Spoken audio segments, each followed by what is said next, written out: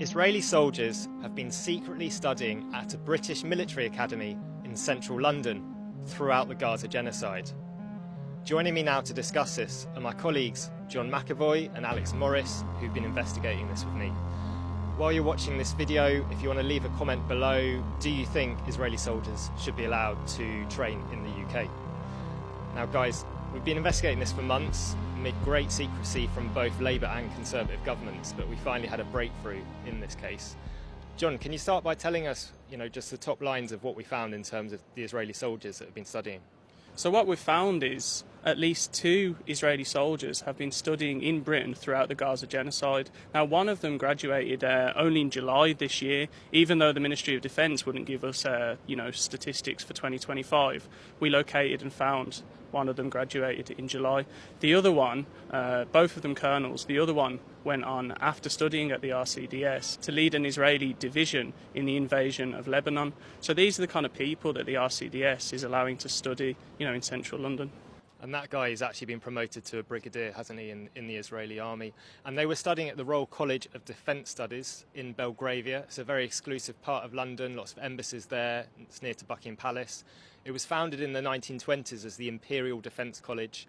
And what it does is, people might have heard of Sandhurst, that's for junior officers who've just joined the army.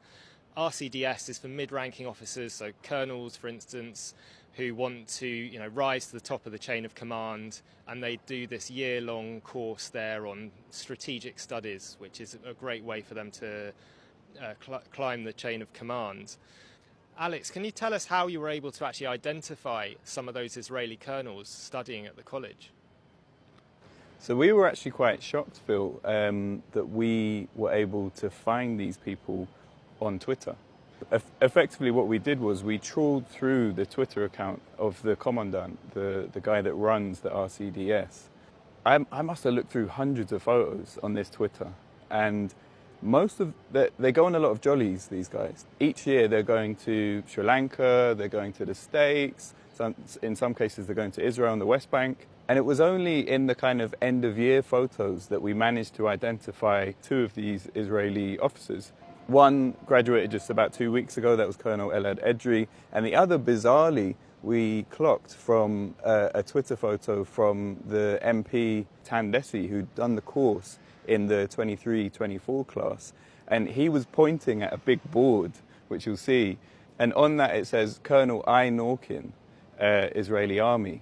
And then from looking at his pictures and then going through all the photos of that year, we saw a tiny picture of him in Geneva when they did a big class photo. But we used this facial recognition software. I had to go, basically screenshot hundreds of faces, go through hundreds of different pictures of people, of colonels from all over the world, to finally find these 2 characters. Yeah, it's incredible the power of facial recognition software these days. Pretty scary, isn't it? And John, another open source thing that you did was just actually looking on LinkedIn, wasn't it, for one of the Israeli equivalents of the RCDS. Tell us about what you found on their page. Yeah, so the Israeli equivalent of the RCDS is the Israel National Defence College, and on their LinkedIn they posted about 3 months ago that they'd sent their own delegation over to the RCDS for a kind of exchange there. And what's important to mention as well is, you mentioned at the start of this interview that, the kind of people that go to the RCDS, they want to become, commandants, they want to become high-ranking military officers. Now, there's 2 Israeli alumni from the RCDS who have gone on to high-ranking positions in the Israeli military. One went on to be the defense attaché in the US, and the other one, the kind of leader of the Israeli Southern Command. So these are the kind of people that are coming over to Britain, training here, getting expertise in strategic command, and then going back over to Israel and leading forces in what, could likely be war crimes. And at Declassified, this is kind of our bread and butter, investigating UK military training of repressive foreign regimes. During the Saudi war in Yemen, we went through all the military courses here and clocked all the Saudi cadets that were here. And actually the Ministry of Defence tried to argue in court that it was because it was giving them training that they could be trusted to understand human rights and international law, and therefore it was legitimate to keep selling them weapons.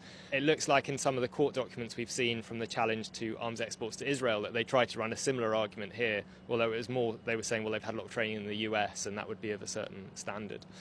So I think it's really significant that this training's been going on, and we should say that Mark Curtis, our co-director at Declassified, he was investigating this under the Conservative government, putting in freedom of information requests that just kept getting refused, and we were quite shocked because, after our experience of investigating the Saudi training, we expected a certain level of transparency, but in the case of Israel, it was just a complete closed shop, and this was causing a bit of pressure to mount up in Parliament, wasn't it, John? Yeah, I mean, there were several parliamentary questions that were tabled. It was also voiced, on the floor in the Commons. In what way is the UK military involved in this? We've just heard that the IDF soldiers have been trained on UK soil, and is this the same IDF that has been engaged in atrocities, including the murder of UK aid workers in Gaza? And the Armed Forces Minister recently confirmed in a response to a written question that the UK is training IDF personnel on UK-based training courses. Does the Foreign Secretary acknowledge that through bolstering Israel's military in this way, we are actively demonstrating our support for one side in this conflict? And does he therefore accept that this undermines our calls for a diplomatic solution and de-escalation? And often, both Conservatives and the Labour government, they stonewalled ministers consistently over and over again. They said they wouldn't reveal information about what Israelis were studying in the UK. Eventually, about 3 months ago, they said fewer than 5 Israelis were studying in the UK, but they wouldn't give information about what rank they were, they wouldn't give information about where specifically they were studying. And it was only in response to a freedom of information request that we issued at Declassified, where we asked for the nationalities of all students at the Royal College of Defence Studies, where we eventually found out where they were, and from that Alex was able to start combing through the photos and finding who specifically was there. So it's kind of a multi-stage investigation, this. Alex, was it just the 2 Israeli soldiers that you were able to identify, and do you think that more might be coming to the college when the next term starts in September? Yeah, so we only identified 2, but from John's FOI, the government had said through the FOI and also through parliamentary questions that there were less than 5. So we only found 2 through the photos. Could be more then. Could be up 4, yeah. And across the 3 years could be up to 12. And we just didn't have the time to go through every single photo. If people were able to identify who was in the other pictures and go through their social medias, they might be able to find more.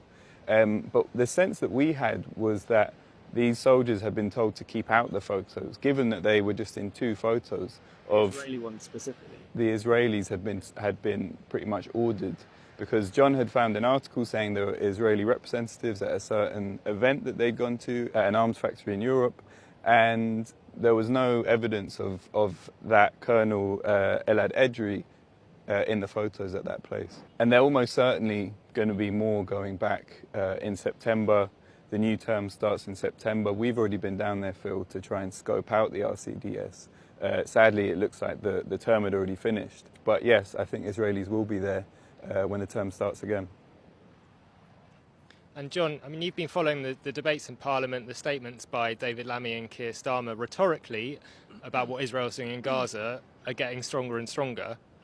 And yet things like this keep happening. We keep finding examples of their collaboration with the Israeli military, which it's in their power to stop that. Yeah, of course. I mean, we've heard Lammy and Starmer use words like appalling, monstrous over recent weeks.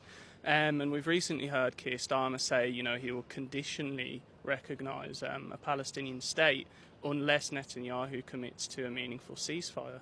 I can confirm the UK will recognise the State of Palestine by the United Nations General Assembly in September, unless the Israeli government takes substantive steps to end the appalling situation in Gaza, agree to a ceasefire, and commit to a long-term sustainable peace, reviving the prospect of a two-state solution. I mean, this is a ridiculous statement. There are obvious things that Starmer could do right now to put pressure on the Israeli government. One of them, of course, is to stop welcoming Israeli soldiers to, defence academies in Britain.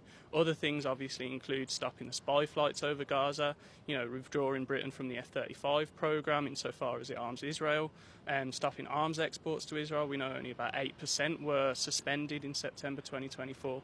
We could commit to arresting Netanyahu if he comes onto British soil, the same for Yoav Gallant. These are concrete things that the UK government could be doing. Yet Keir Starmer is, his position, the strongest he's got is to say that he might conditionally recognise Palestine as a state in September.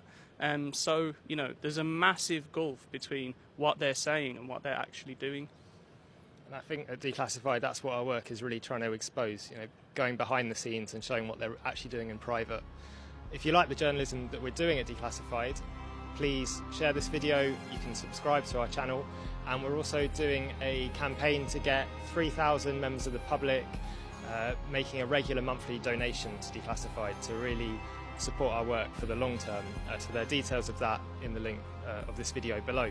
Thanks for joining me to talk about this today, guys, and thanks for watching.